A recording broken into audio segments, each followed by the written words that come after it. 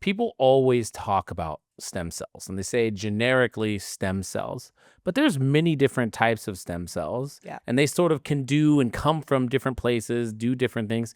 Is there a way that you categorize them? Is there a way that you select them? Because I know it's not just like stem cell and you just like, oh, we're in that study. Like, how do you?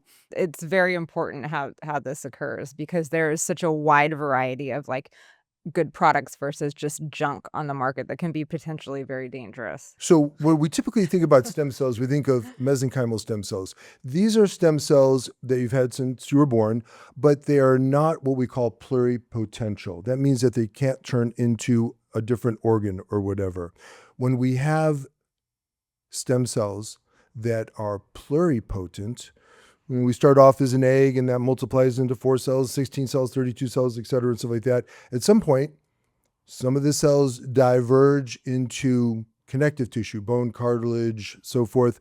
Another group diverge into bone marrow, blood type products. Another turns into neurologic structures. So after that delineation, they become fixed. And the stem cells that we talk about, whether we get them from harvesting from our adipose, from our fat, or getting them from the umbilical cord, from a placenta, which is very common, these are mesenchymal stem cells that cannot differentiate.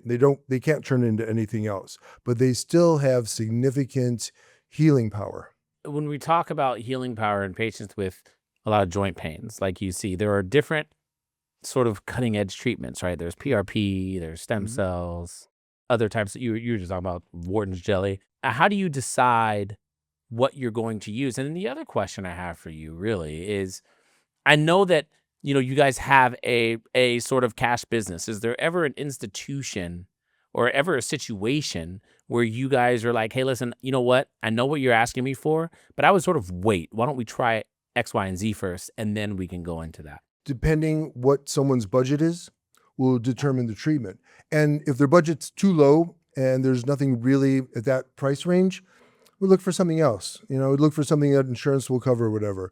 The best treatments cost the most money, sadly. And we have a cash business. I mean, we give people super bills if they want, but I always like to I tell my patients, let's do the simplest thing first and then reassess. And then if we need to go to like a procedure base or something heavier, let's do that. Not all patients want to do that. They're like, I don't even want to waste my money on the simplest thing. Like, go for the gold. Yeah. Like, okay, but it's up to them.